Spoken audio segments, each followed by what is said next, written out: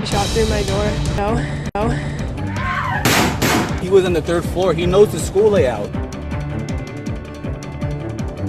You hear this on the news all the time. You never think it's going to happen. There are numerous fatalities. It's a horrific situation.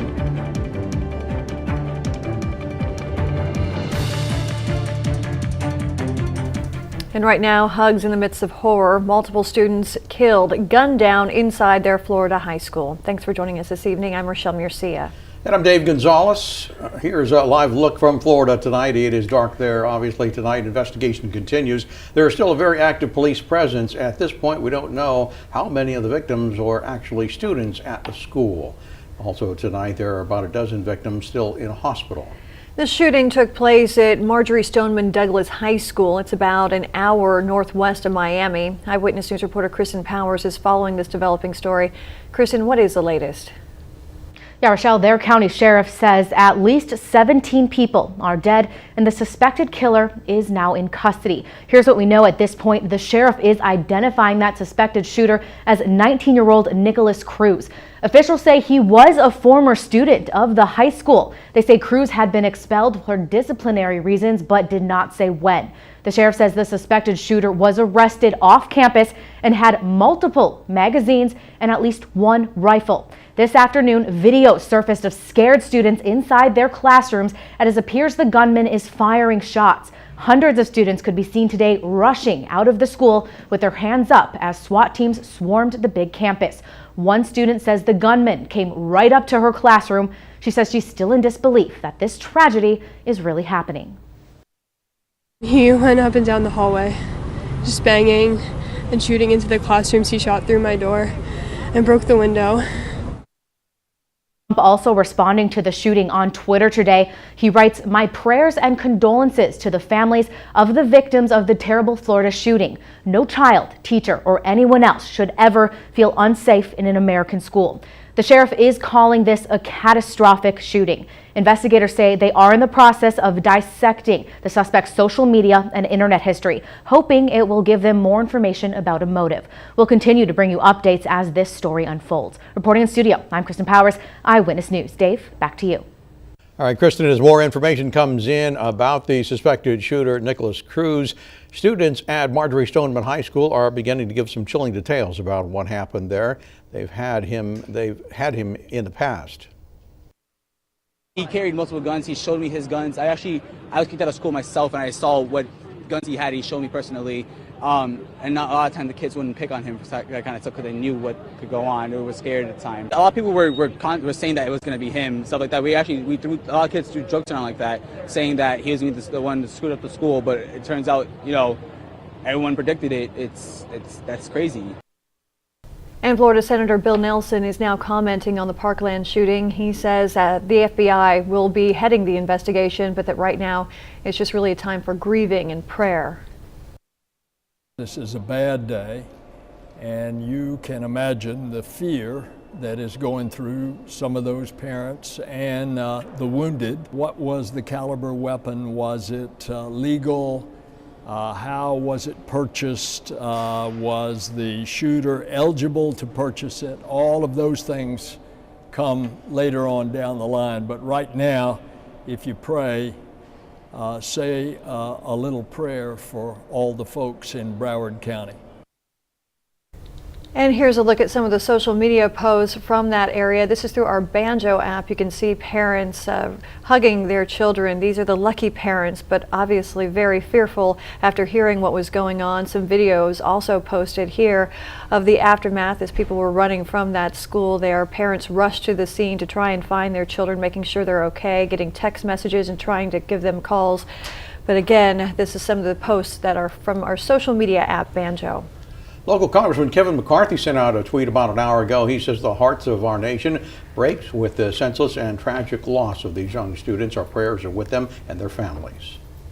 And make sure you stay with Eyewitness News for breaking updates. You can follow us on Facebook and Twitter, or you can download our app. Just search for BakersfieldNow.com. Miles Muzio in the Weather Center. Miles? Hi, Dave. Now to turn to something completely different. The weather was actually pretty nice today. We did have a little bit of a surprise rain down to the south early this morning. Right now, though, things have pretty much cleared out and things are going to continue to look good. But you can see down to the south, we did have a little bit of precipitation, even a little bit of snow in the Pine Mountain Club area earlier today, with the very northern edge of that low pressure system moving on through. It's 65 right now with good air quality and winds out of the northwest at 8 miles per hour. Temperatures are in the 60s here in the valley, 40s up the mountains, and 56 degrees at Lake Isabella. Here are the totals. Up to 0.13 of an inch of rain fell in the Fraser Park area. Pine Mountain Club, probably a ½ inch of snow. Didn't get any official reports there, but even Arvin picked up a trace in the east side of the valley, so just a little sprinkle activity very briefly this morning. That low pressure system is down to the south. In fact, you can see we don't have a whole lot of rain here, but down in the San Diego area, they're getting a little bit of precipitation that will continue to move off to the north and to the east. Temperatures tonight will drop back into the 50s in another couple of hours by about 8 o'clock. We'll be looking at upper 30s, though, with clearing skies later on. In the Kern County Mountains, a bit of a breeze, temperatures in the 40s down to around 30 first thing on Thursday morning, and temperatures will be gradually cooling in the Kern River Valley with breezy conditions there down to around 35 degrees first thing tomorrow. And then a lovely couple of days right up to the big weekend. We'll tell you about all that, and it looks pretty good in just a few minutes. Dave and Rochelle, back to you. Authorities are beginning to sort out now what led to a riot last week inside Laredo Jail. Today, the labor union that represents the detention officers tells us that failing door locks and low staffing levels contributed to the problem. No guards were hurt, but dozens of inmates were involved and 4 were sent to the hospital for treatment. Reporter Kyle Harvey spoke with jail officials about the safety concerns. Kyle. Well, Dave, Rochelle, the union says that prison realignment has changed the population of inmates at county jails, which used to be preserved for people with sentences no longer than a year. Now there are people locked up at Laredo who have 10-year sentences. As for the locks, I spoke with Chief Deputy Tyson Davis, who oversees the jail. He confirmed there are issues with the locks in some of the lower security areas of the jail. That was documented a few months ago. The locks, he said, are old and inmates are tampering with them now and having some success doing so. Staff has plans to modernize all of the locks at the facility, but Davis tells me it could cost more than $1 million. They're looking for the money now and hope to secure it soon. Their Laredo jail expansion, known as the Kern County Justice Facility, is nearly complete and will be ready for inmates no later than May. Davis says they'll move inmates there, clearing out the cells where there's a safety concern at Laredo first. They'll plan to keep those empty at Laredo until they've been retrofitted. The new locks will be of a different design to prevent further tampering. The ones that we currently have are like a 2-inch bolt, and what we're looking at is getting one that's larger, like a 5-inch bolt that is on the exterior of the cell door. The current locks are built into the door and they're accessible from inside the cell. As for the concerns about the staffing levels at the jail, Davis said he would love to add more guards but is constrained by his budget. Live in studio, Kyle Harvey, Eyewitness News. All right, Kyle, thank you.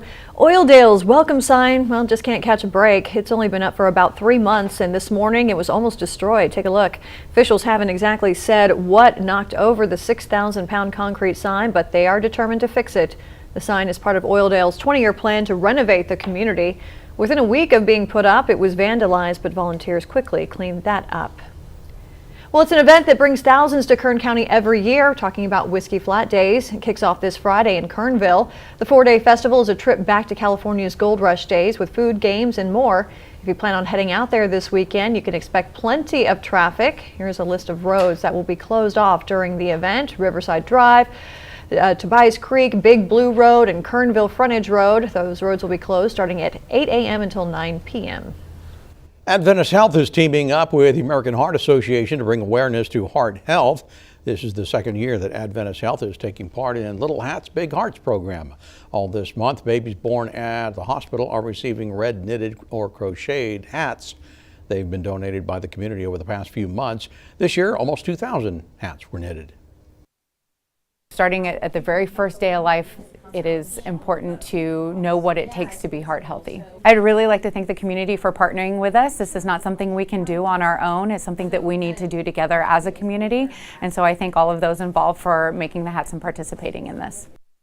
Heart disease is the most common type of birth defect in the country, and Little Hats, Big Hearts seeks to educate the community. Well, love might be in the air on this Valentine's Day, but make sure the metallic balloons you buy are not. PG&E says Mylar balloons conduct electricity. They can cause your lights to go out if the balloons get caught in a power line. Most of those metallic balloons are sold on Valentine's Day, and most of the outages caused by them happen around this time of the year. California law requires that metallic balloons are anchored to a weight. A pair of geese are changing up the love game. A couple of birds at COM are showing us that love is in the air these days. Coming up here at 6 o'clock, reporter Confi Hall will tell us more about the goose story. Cracking down on sanctuaries, immigration officials are setting their sights on California. One man at the top says he's just doing his job. Investigators are looking into a shooting that happened right outside the NSA. I'm Lee Jajang in Fort Meade, Maryland, with what sparked the gunfire. And a top Trump aide is accused of assault, and today the president is finally speaking out. And a little bit of light precipitation earlier this morning, but we're done with that now. It's going to clear out. We're going to have a nice couple of days right into the big holiday weekend. Full forecast coming. Now, your Weather Authority forecast with Miles Museum. Happy Valentine's Day, everybody. We're looking to the west, and we had a little bit of snow. Do you see the little white flakes there of snow? This is from Mount Breckenridge up at 7,500 feet, with winds out of the south for a little while earlier this morning, but then everything turned around. We kind of started clearing things out, and now the winds are out of the northwest. And so it looks as though that low pressure system down to the south has moved on through. Right now we are 65 degrees and we don't have any precipitation here. But I will tell you this, besides being the Valentine's Day, the wonderful day of love, it is also the last day of the fog season. This year we had a total of 7 dense fog days. Most of them were in January. I don't know that we had any fog delays. I'm trying to think. But the average is 22 days in a year, so we had much less dense fog than we would normally have. But the lovely conditions now that we do have will continue right into the weekend. A nice stretch of weather coming up.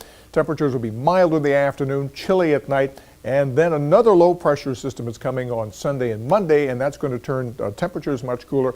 And next week we'll be looking at below normal temperatures just in general, with highs in the 50s, lows in the 30s, and maybe some freezing or frost type of weather in the morning. Temperatures today got up into the 60s every place here after a little bit of a surprise this morning. Had some snow up in the Pine Mountain Club area, generally less than an inch, and up to a little bit more than 1/10 of an inch of rain. Gorman picked up a little bit of precipitation, as you saw earlier, and 65 is our current temperature here in town. Dew points are low and lower off to the north, with northwesterly winds continuing to blow on in. So we're going to be looking at cooler weather over probably one day, and then things are going to begin to warm up again just in time for the weekend. 2/100 of an inch in Gorman. We had a little bit of light precipitation, as I showed you earlier today. And it was a surprise to me because I thought that most of this would stay just to the south of Kern County. Where it is right now, you can see that the low pressure system pushing on into southern California, northern Baja, and parts of Arizona. And boy, they could use some rain because they are in a worse situation than we are with the drought. But here comes a northwesterly wind, and it will reinforce the dry air that we have over us right now. No significant changes. Futurecast does show just a little shower activity right down here just south of Palmdale, but it immediately goes away. And then we'll be looking at just nice conditions for the next few days. It will be cooler at night, of course, with clearing skies and very dry air. So look for a cool night tonight. We'll be into the 30s in many spots, 34 in Delano, just a little bit of a frost range, and 39 in Bakersfield, same thing in Arvin. Highs tomorrow, 61 to 63. In the mountains, a bit of a breeze out of the northwest, temperatures into the 20s and low 30s for lows, and highs tomorrow into the upper 40s to around 52 in the Tehachapi area. Cold tonight again in the Kern River Valley, down to 31 in Kernville, and highs tomorrow about the mid-50s. And over in the deserts, lows in the 30s with highs tomorrow. Rather pleasant in the low 60s for the most part. Air quality is going to be good for one more day, but then after that we're going to start seeing it get back up into the moderate category, especially by Saturday. Lows tonight around 39 degrees, partly cloudy skies. We will be clearing off later on tonight, and we could see some close to frost conditions in the western part. And for tomorrow, seasonably cool. Normal high is 62, and that's where we're going to be, so pretty nice day on Thursday. Once we get into Friday and beyond, a little warmer. We're up into the 70s. This is an 8+ on the museometer day on Saturday. And then cooler next week with highs in the 50s, lows in the 30s. In fact, look at Wednesday morning down to 33 degrees. We could actually have a light freeze.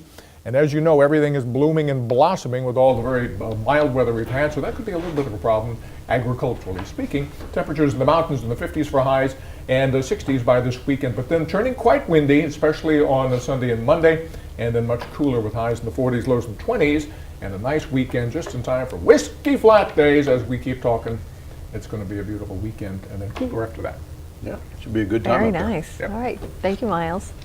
And don't forget, it's not too late to send us your Valentine's Day pictures on Burst. Just go to Bakersfield Now app and hit the See It, Send It tab.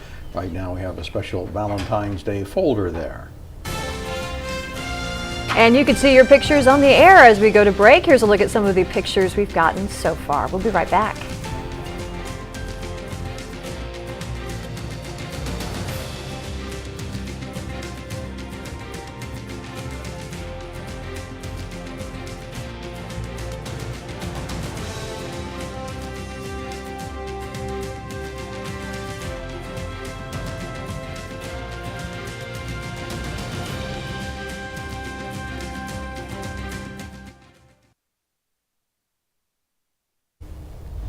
Shots were fired at an SUV outside the National Security Agency this morning, but the FBI says it does not appear to be terror-related. Weijia Jiang is in Fort Meade in Maryland. Several bullets pierced the windshield of a black SUV outside the headquarters of the National Security Agency. The FBI says the vehicle tried to drive through a security gate and onto the campus at Fort Meade early Wednesday morning. The NSA says an officer followed security protocols and fired shots. We have 3 people who are in custody, and they're in NSA's custody right now. The FBI says one of the men in the vehicle was hurt and taken to the hospital, along with an NSA officer and a bystander, but it doesn't appear any of their injuries were gun-related. Investigators are still trying to determine why the men drove onto the NSA campus in the first place. We believe there is no indication that this has a nexus to terrorism, or do we believe that this is anything but an isolated event. The incident is reminiscent of a deadly shooting in March 2015 when the NSA opened fire on another SUV that tried to ram the gate, killing the driver and wounding the passenger. The White House says the president has been briefed on today's situation. Weijia Jiang, CBS News, Fort Meade, Maryland. And if you're thinking that this happened before, you're right. In March 30th, 2015, 2 cross-dressed men trying to ram the main gate. One of them was killed, the other was seriously injured. That time, police said the 2 were involved in a robbery and took a wrong exit from the BW Parkway. New developments in a Rob Porter scandal. The White House Oversight Committee has opened an investigation into how and why he was allowed to work in the White House. Porter resigned as staff secretary last week after it became public that his 2 ex-wives had accused him of assault. Yesterday, the FBI director contradicted the administration's timeline of when it learned about the allegations.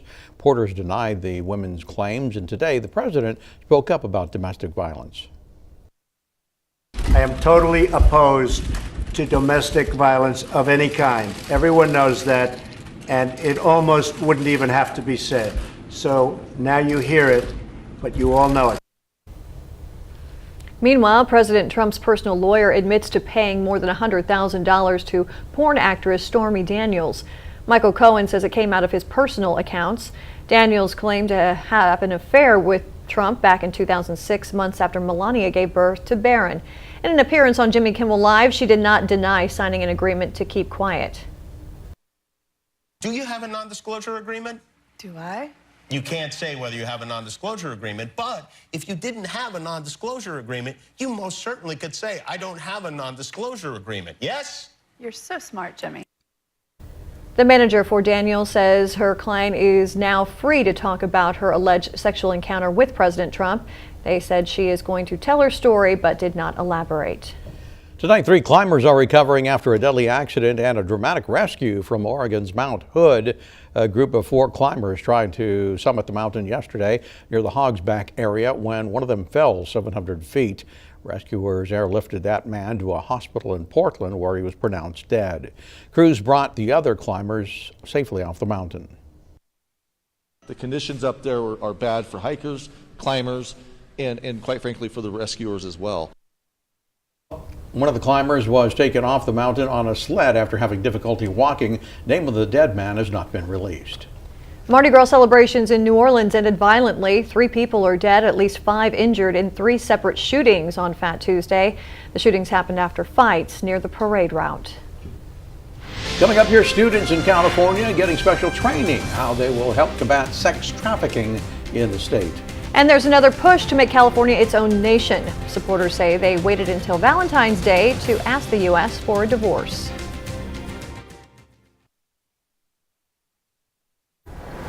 Trump administration is vowing a crackdown on so-called sanctuary cities. The nation's top immigration enforcement official says that his agency is ramping up efforts in cities and states that don't cooperate with federal immigration officials' law. The official law, I should say. The acting director for ICE tells national correspondent Michelle Macaluso it's his job to enforce the laws. The battle between the Trump administration and sanctuary cities is heating up after California recently became a sanctuary state. Why did I send more officers and agents to California? Because I had to. Because I got to do my job. Acting Director of Immigration and Customs Enforcement Thomas Homan claims the lack of cooperation from sanctuary cities hurts his agency's efforts to go after criminal undocumented immigrants. We're going to take them to immigration in Dallas. Their risk has been, quadrupled. Now you got to go arrest this bad guy in the public when you could have arrested him in the safety and security of a county jail. That's because the state of California does not honor detainer requests. A detainer is when the federal government asks local law enforcement to hold a person for an extra 48 hours after they would normally be allowed to leave, so ICE has time to pick them up for removal.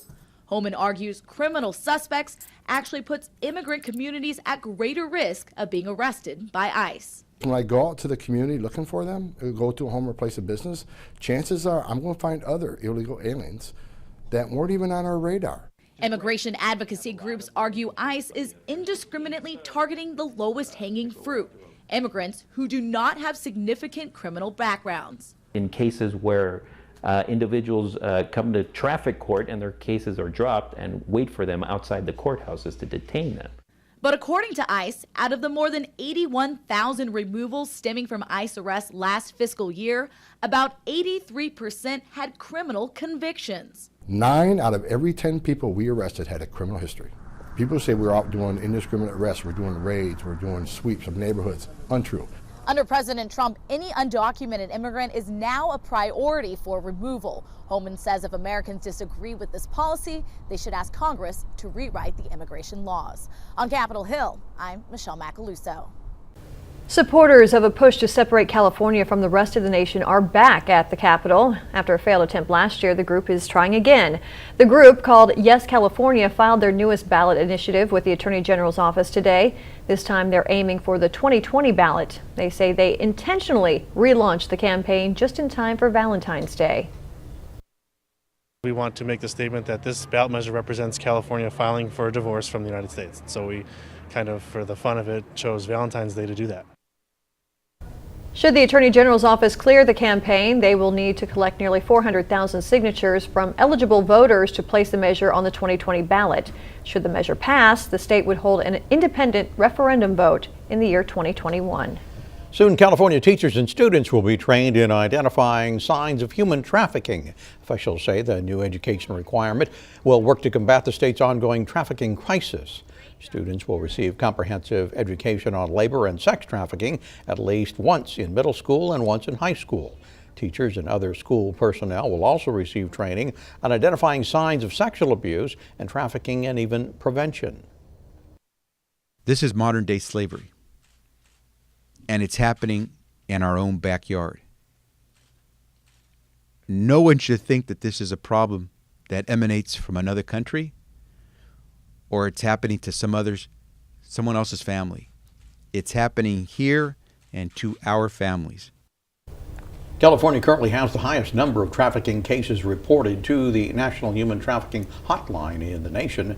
Many of the victims are foster youth. Now for an update on terrorism activity from around the world, we turn now to Lindsay Mastis. From the Terrorism Alert Desk in Washington, I'm Lindsay Mastis. The United States wants to add Pakistan to a list of countries not doing enough to fight terrorism financing. A senior Pakistani official is telling the New York Times that the U.S. will likely introduce the motion next week. Pakistan was on the list from 2012 to 2015. A U.S.-led airstrike bombed and destroyed a tank threatening coalition forces in Syria. It was the second such strike in recent days. Syrian state media described the action as an aggression against forces fighting ISIS and the U.S.-backed Syrian Democratic Forces. And a clarification to a story we brought you yesterday. Swedish prosecutors are seeking a life sentence and not the death penalty against the man who admitted to carrying out a terror attack in Stockholm last year. From the Terrorism Alert Desk in Washington, I'm Lindsay Mastis. The Pope wants people to pause and contemplate during Lent this year. Pope Francis celebrated Ash Wednesday with a Mass at the Basilica of Santa Sabina in Rome. The Pope marked the beginning of Lent by leading a penitential procession to the church. He urged believers to pause and to look and contemplate the real face of Jesus and return to God. The 6 weeks of Lent is considered a time of preparation for Holy Week, the week preceding Easter Sunday. Coming up here, special flowers for a special day, but these are going to cost you. Take a look at what makes them $39 a pop. And if you're alone this Valentine's Day, at least you can get some free chicken wings. What you have to do for the deal. And we've got some nice weather on tap for the next few days. Just a little cooler tomorrow, but the warmer for the weekend. We'll tell you all about it.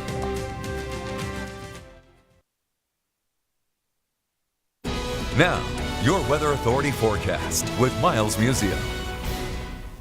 Hi friends, we're looking at a fairly nice day after some clouds came in. You can see them moving in from the southeast, a little bit of sprinkle activity over the east side of town, and then everything turned around and now it's moving in from the northwest. We have clearing skies. Things are going to be looking pretty good for the next several days. Right now 65 outside, and we got up to 67 today. And once again, Pine Mountain Club hit the jackpot here with 13 big hundredths of an inch of rain and a little bit of light snow up in the 5,000 to 6,000 foot level in the Pine Mountain Club area, but no significant precipitation, no significant snow. And even Arvin picked up a little trace, as did northeast Bakersfield. So 60s for highs today. You can see 70 over there in the San Luis Obispo area. We got up into the 50s in Tehachapi and 49 degrees in Fraser Park. And temperatures today, right now, at 65, we got 40s up the mountains. And looks as though this low pressure system is now going to slide off to the east. We have a trough of low pressure kind of pulling in some cooler air. We mentioned that the past couple of days, Gita, the tropical cyclone down here in the southern hemisphere, a huge storm, was a Category 5, and it devastated Tonga. It's expected to continue to move to the west and then turn poleward toward New Zealand a little bit later on. So they're kind of watching it down here in Auckland and Christchurch and that area. For us, it is just generally fair conditions. Nothing, by that I mean we don't have any really bad weather any place across the country. Just a few showers in the southern Mississippi Valley. And off to the north, we are getting ready for a little bit more winter weather here in parts of Montana and even the high country in Colorado. Look for temperatures to be cooling off across the northwest, 17 right now in the Great Falls area. And you can see this system does kind of begin to move on down from the northwest. Here is the really wintry weather across the Pacific Northwest. And then the East Coast will see a little bit of precipitation as well over the next 48 hours. Low pressure down to the south moves on out. There's that little trough I mentioned before, kind of reinforcing the cooler air. And then it's going to just be very nice for a couple of days until this next low comes on down on Monday, bringing windy weather. And then the computer model has this. Here's a low pressure system that it thinks is going to come down like that. I see stuff like this and I think, it doesn't know what it's talking about. So very low confidence in that next week, but there will be cooler air for sure. Temperatures are going to be in the upper 60s, low 70s along the Southern California coastline. 75 degrees in Palm Springs tomorrow, 64 in Las Vegas.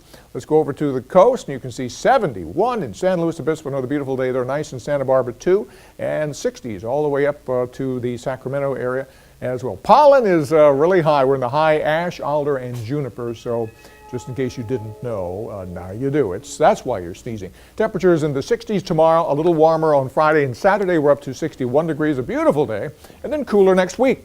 It looks like a nice weekend in the Kern County mountains, a little bit warmer. We're up into the 60s by Saturday and Sunday. And I do have a 10% chance kind of on and off there for Monday as this weather system pushes on through. And temperatures will be very nice, though, for this weekend. So a little bit of a warming trend beginning after tomorrow. Ooh, look forward to it, I guess. Can't have rain. Thank you, Miles. This week, President Trump introduced his budget proposal for 2019. It includes some changes to the program that folks across the country use to put food on the table. He says it'll save taxpayer dollars, but for many areas, including Indiana, it could hurt families. Reporter Haley Bull has more. Hundreds of thousands of Hoosiers get help putting dinner on their tables through the Supplemental Nutrition Assistance Program. But it also provides a sense of dignity to the clients who are able to go to the grocery store just like you or I. President Trump's budget proposal would change part of that. It proposes what the administration called a, quote, Blue Apron style program. Part of the benefits for recipients would be through a food box rather than money. And a food box program for seniors would be eliminated and folded into one program, something the administration says will save taxpayer money. So we think that the nutrition proposals that the president has in his budget are dangerous, they're drastic. Emily Weichert-Bryant is the executive director of Feeding Indiana's Hungry. She says the proposals would cut a third of existing funding, impacting 90% of clients. We know that often the president's budget is sort of dead on arrival when it gets to Congress, but this is the president's blueprint. But others say it's taking the right shape. Nobody wants to see anybody go hungry. I mean, I want to make that clear. I think we're a strong enough nation. We can help those that truly need help.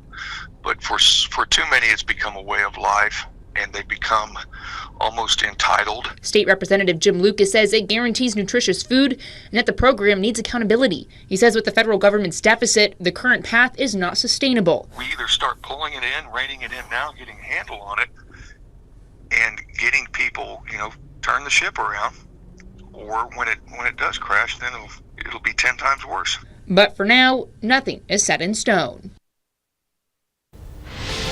It's a Valentine's Day tradition dating back more than 100 years. These are the cards from the 19th century.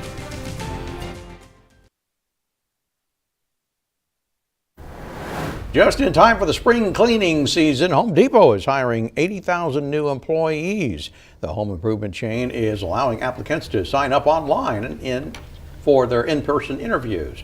All you have to do is go to the company's website and choose the most convenient interview time and location. The jobs are seasonal. They will be available in many of the more than 2,000 Home Depot locations. Meanwhile, more problems for Barnes & Noble. The bookseller is laying off cashiers and other employees after poor holiday sales. The company says the cuts and other changes will save it $40 million each year. Barnes & Noble has not said how many people will be laid off. The company had 26,000 employees as of last summer. Chipotle announcing that former Taco Bell CEO Brian Niccol will be taking over as the new CEO at Chipotle next month. He replaces the company's founder, Steve Ells, who will stay on as executive chairman. In a statement, Chipotle praised Niccol's expertise in digital technologies and branding. The company also indicates that it wants to replicate some of Taco Bell's social media savviness. Whiskey fans now have something to look forward to in the morning. Jack Daniel's has partnered with World Coffee to combine their favorite flavors in a cup of joe. The 100% Arabica coffee is infused with the signature Old No. 7, but the blend is non-alcoholic. The coffee is currently sold at World Market.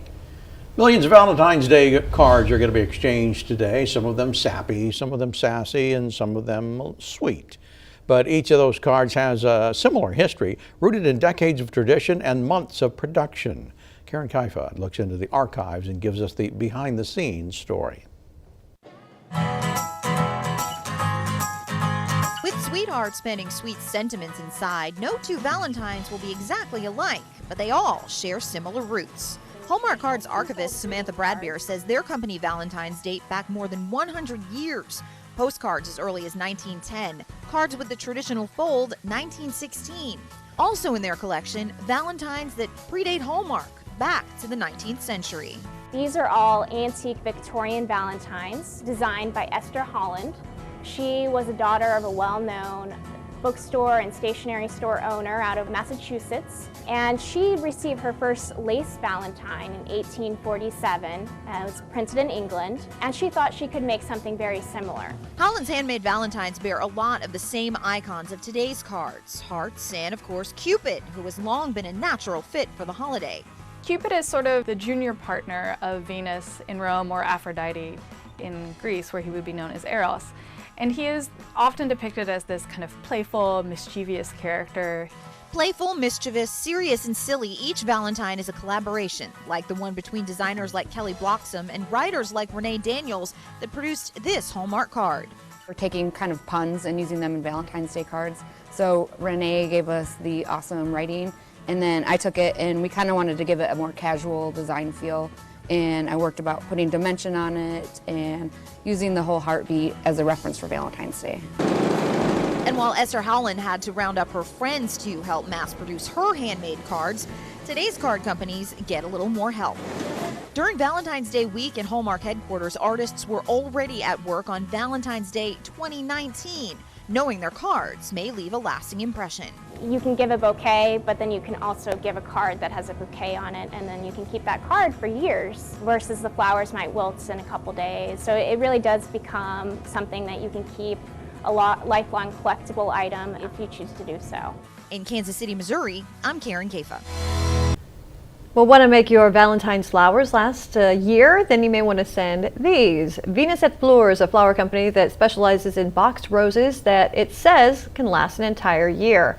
A farm in Ecuador developed a wax-based solution that can preserve each rose's texture, shape, and even some of its scent. But they don't come cheap. A single red rose costs $39, while a box of 42 runs you about $399. You can now show your loved ones how much you care this Valentine's Day with a little help from the Colonel. Thank you, Colonel. KFC is offering fried chicken scented scratch and sniff Valentine's Day cards. Yummy. Every card also comes with different food related messages for your loved ones, such as, "You have the secret recipe to my heart." The cards are available at all participating KFC restaurants across the U.S. And Hooters has a solution for all of those unwanted pictures of your ex this Valentine's Day. The restaurant is offering free wings to its customers. Now, to get the deal, though, you have to bring a picture of your ex and then shred it. The offer is valid for one order of boneless wings per person. You can bring a picture of anybody and shred it. This is true. You get free wings. Very good. Happy Valentine's Day. Sports is coming up next. We'll be right back.